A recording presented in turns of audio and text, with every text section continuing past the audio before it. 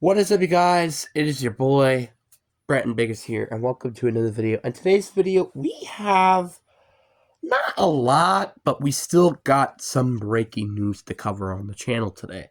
Again, we're doing all the major important ones and not the non-major ones, which I will talk about that in another video. Stay tuned for that. If you subscribe to the channel, you should get the video.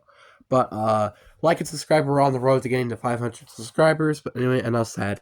Let's get into the video. And I want to start off with the more just not exciting, which is the NVS to the Seahawks. Now again, you know me. I'm a Seahawks fan, right? So I'll be covering every Seahawk and Packers moves, if it's either major or minor, like this one, kind of.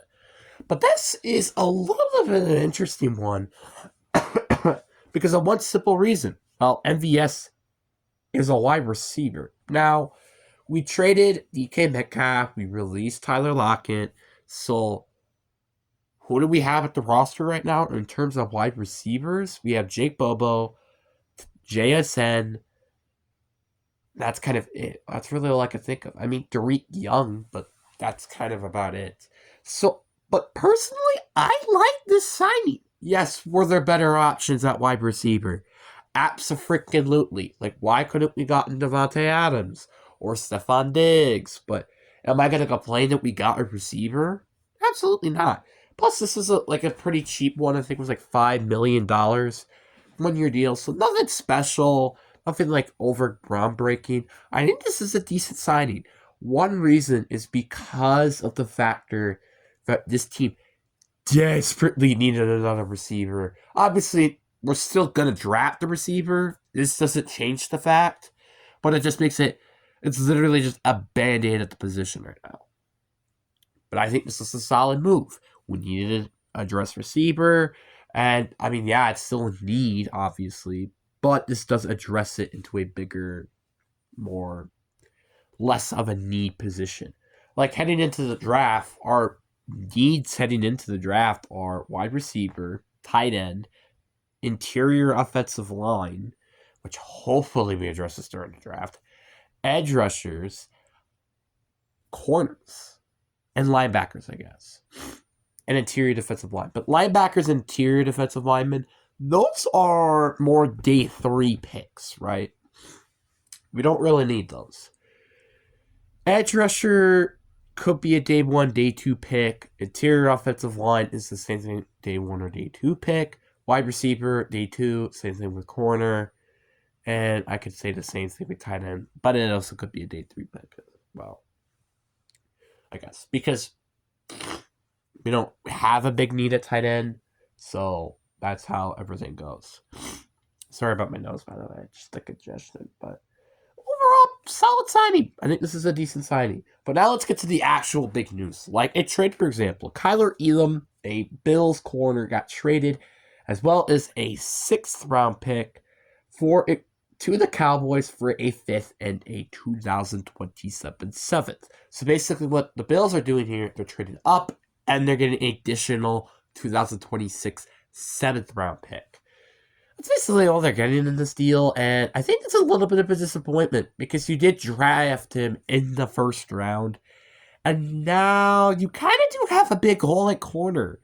I mean, I don't remember if they signed anybody at corner or not, but even then, like, I still think they have a huge need at that position because you let Tre'Davious White walk not too long ago, and you kind of didn't draft a replacement for him.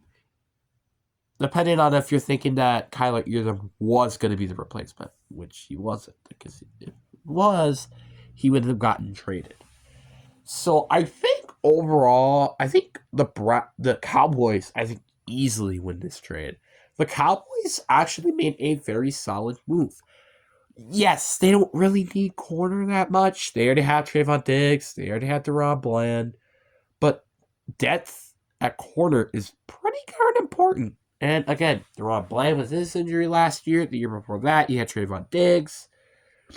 So I think this is a very good move by them. I think this is a solid B move. The only reason why it's not an A or an A plus is because this is a big position of need. The Bills have got to give this a D. I mean, like, yes, you're trading up in the draft and you're getting an additional pick next year, but that's just it. It's nothing impressive. Then we got the Evan Ingram signing with a 2-year deal with the Broncos. So this kind of confirms at this point that Christian Loveland, which a lot of people thought were going to go to the Broncos out of Michigan, is not going there because Evan Ingram's there. I think this is a good signing for the Broncos.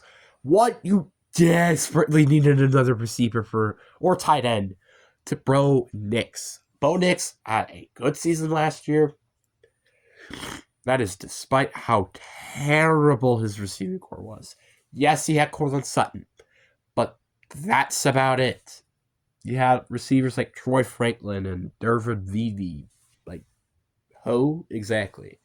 So I think this is a very solid move, and I think this is going to be a move that will definitely get them into the right direction, which they've been doing a good job with their defensive free agency with their Greenlaw, Talvin Vafanga. Now they make a very good offensive move with Evan Ingram. Really a scary team heading into this year, I will admit. Then we got Joey Bosa signing with the Bills on a 1-year deal worth $12 million. I'm very shocked that this happened. There has been a lot of rumors of him going to the Dolphins, which is where his dad used to play, or reuniting with Nick Bosa with the 49ers. But none of either of that happened. As a matter of fact, he went to the Bills, which is a very, very big surprise. I'm not saying this is a bad thing, but it is a very big question mark. Not for Joey Bosa or the Bills, just everybody's opinion. Obviously, this is a great move for both sides. Joey Bosa, he gets to play with a contending team. The Bills, they get another edge rusher that this team desperately has needed since Von Miller has progressed as much as he had, as well as he got released, by the way, because of it. So, I think this is a very a very good move for both sides, respectively. Joey Bosa, he still gets paid over $10 million a year. The Bills, they get a good pass rusher when healthy, which I'll say this again. When healthy. Then the last but not least, we have the LA Rams, who lost Cooper Kupp by releasing him. Very disappointing for the Rams. I'm not going to lie. You could have gotten draft picks, but instead, you didn't. Released him. Which obviously makes sense because they're kind of just leaning towards to releasing him in general anyways, which is, well, not surprising. We all knew that he was going to be gone when Davante Adams signed into that contract. And I think I said that when I made that video. Did I say that? I don't know. Maybe I might have to look back. But the point is, yes, this is not a bad move. You're already replacing him with Davante Adams. This is a good move because now you actually have a healthier and better receiver in Adams. While Kupp is a more injury-prone, but still good receiver when healthy. Definitely can't deny that. But obviously, he can also try to chase the money elsewhere. I really hope, for example, the Packers go and sign him. But that's my opinion. That might not happen. But, stay tuned. Where he ends up. But again, another opportunity for the Packers to, I don't know, another receiver. I was tired of D-Hop. If you didn't watch my my recent YouTube short where I had why, it's because D-Hop went to the Ravens, which is a missed opportunity to go get a receiver. I swear to God, if we do not get a receiver, I'm going to be upset. Go get a receiver now, Green Bay.